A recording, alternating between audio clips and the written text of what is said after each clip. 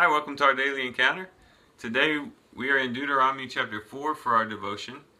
And Moses is really emphasizing the importance of them keeping the commandments of the Lord.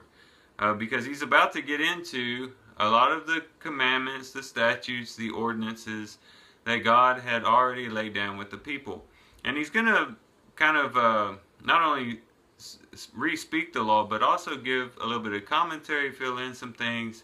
And it was very important for them to listen and to obey the things that he was going to teach. And that's what Deuteronomy chapter 4 is all about, just really emphasizing, hey, you guys, as you go into the land, you really need to make sure that you observe the commandments of the Lord. Be careful to observe all that the Lord has commanded. And he does this by basically speaking forth what is taught in Romans chapter 11.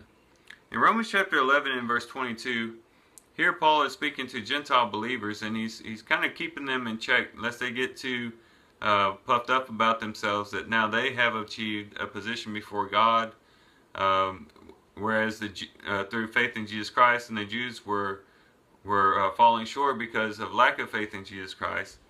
But he wants them to consider something. He says, "Behold then the kindness and severity of God. To those who fell, severity, but to you, God's kindness." And so he says you need to think about the kindness and severity of the Lord.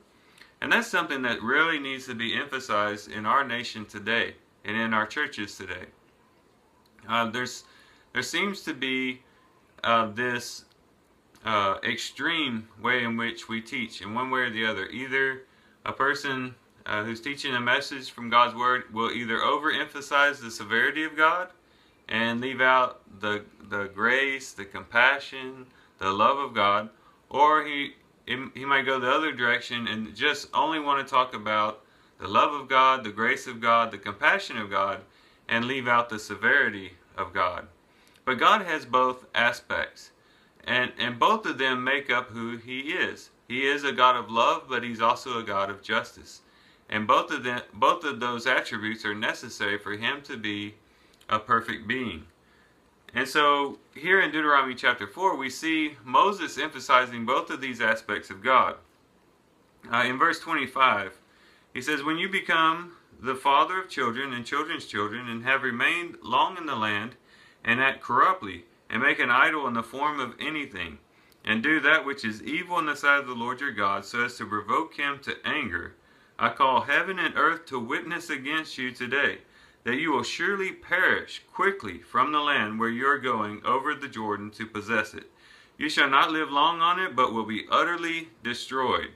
The Lord will scatter you among the peoples, and you will be left few in number among the nations where the Lord drives you. There you will serve gods, the work of man's hands, wood and stone, which neither see nor hear or eat or smell." And so this is the severity of God. He's saying, look, if you guys don't keep these commandments, I'm calling, what he say? He says, I'm calling heaven against you. Heaven and earth to witness against you.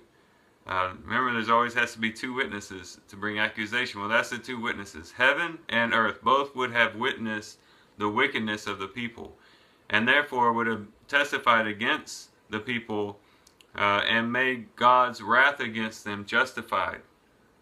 And so God would pour out His wrath on them. He would destroy them from the face of the earth. He would scatter them and put them in a land where they would serve idols.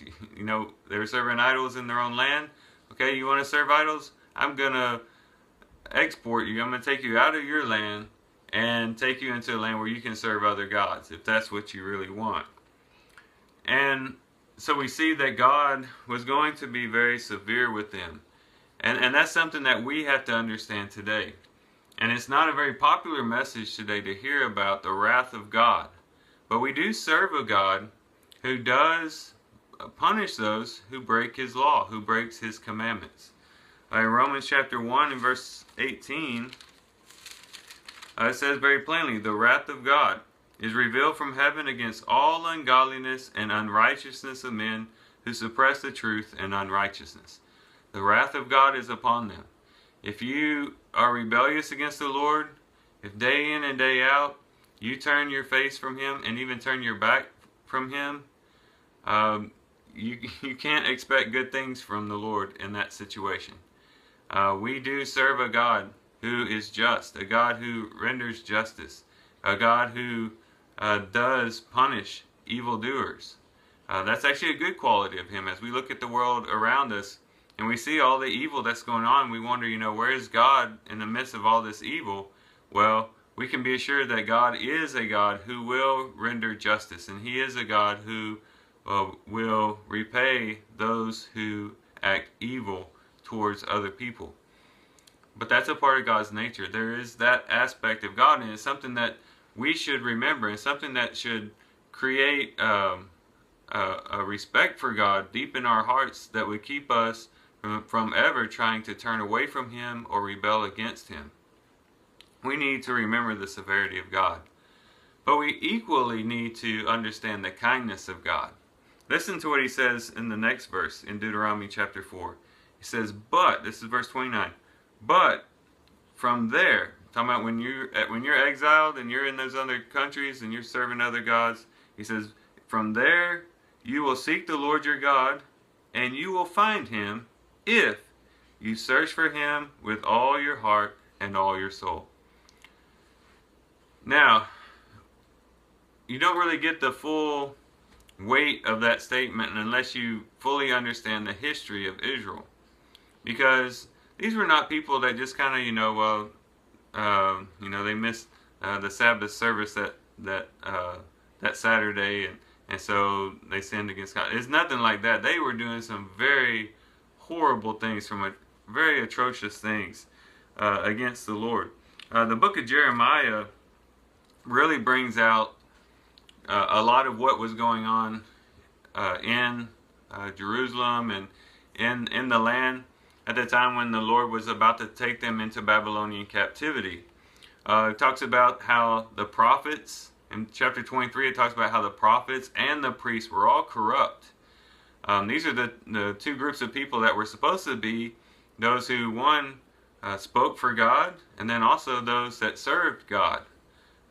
And these people who should have been the ones standing up for God were the ones that were joining in the rest of the people and being rebellious. And they were even bringing their rebellious acts into the house of the Lord. Chapter 32 really brings out too the severity or the extreme way in which they were acting against God. In chapter 32, and let's see, where will we start? Let's just start in verse 30. It says, indeed, the sons of Israel and the sons of Judah have been doing only evil in my sight from their youth. For the sons of Israel have been only provoking me to anger by the work of their hands, declares the Lord. Indeed, this city has been to me a provocation of my anger and my wrath from the day that they built it, even to this day, so that it should be removed from before my face, because of all the evil of the sons of Israel and the sons of Judah which they have done to provoke me to anger. They, their kings, their leaders, their priests, their prophets, the men of Judah, and the inhabitants of Jerusalem, they have turned their back to me and not their face. In other words, they didn't just turn their face away from God. They turned their back to Him. They completely rebelled against Him. He says, though I taught them, teaching them again and again, they would not listen and receive instruction. But they put their detestable things in the house which is called by my name, to defile it. They built the high places of Baal, and that are in the valley of Ben Hinnom, to cause their sons and their daughters, listen to this, cause their sons and daughters to pass through the fire of Molech, which I had not commanded them, nor had it entered my mind that they should do this abomination to cause Judah to sin, passing their sons and daughters through the fire of Molech. They were burning their children. They were bringing in idols and detestable things into the house of God. It says that basically all the classes of the people were rebelling. The kings, the leaders, the priests, the prophets, everybody was rebelling against the Lord. This land had become utterly corrupt. And when you think about that, and then you go back to this statement that he made in Deuteronomy chapter 4, where he says, you will find Him if you search for Him with all your heart and with all your soul. It's amazing. What it means is that even though they did all those wicked things, even after all that was said and done, if they would but just seek Him with all their heart, they would find Him. God would still have compassion on them. He would still hear their voice. As a matter of fact, when you continue to read, in verse 30 it says, when you are in distress and all these things have come upon you in the latter days, you will return to the Lord your God and listen to His voice. For the Lord your God is a compassionate God. He will not fail you, nor destroy you, nor forget the covenant with your fathers which He swore to them. Wow, what an amazing God we serve. Yes, He is a wrathful God when we are rebellious, when we turn our face and our back to Him. But boy, is He a compassionate God when we seek Him with all of our heart. And so, we get to the application part of this, where we have to consider, there might be some of you guys out there watching this video who have done some very horrible things. Things that you feel perhaps are unforgivable. Things that you feel like are way beyond the scope of God's compassion and His grace. Let this verse speak to you today. Let this verse speak to you and say, look, what you did probably isn't anywhere close to what the children of Israel did in the time when they were exiled to Babylonia. And still the Lord said if they would seek Him with all their heart, they would find Him. And the same thing is true for you. No matter what you've done, no matter what thing you think is just the unforgivable sin that no one can forgive you, especially God, take heart. Just turn to the Lord. Turn away from your sin, turn to Him, seek Him with all your heart. And the promise is that He will be compassionate and He will not forget the covenant that He has made to our forefathers and the covenant that He has proclaimed through Jesus Christ, the covenant brought about by His blood. It also means that even if you have sinned and repeatedly sinned against Him, and you look back on your life and it's just constant falling and stumbling and falling and stumbling, and you feel like, maybe I've sinned too many times, that the Lord just must get impatient with me and not want to forgive me anymore. Remember the same verse. If you will turn to Him and seek Him with all your heart, you will find Him. And you can have a restored relationship with Him. If that was true for the Israelites before Christ died on the cross, how much more so is it true for us after Christ has died on the cross? And we have that cross to look back on and have confidence that the Lord will show that compassion and that grace to us. So these are just some things to think about. Hopefully it's encouraging you to remember what a compassionate and loving God that we do serve. I thank you guys for watching the video. I love you guys. Hope you guys have a great day. God bless.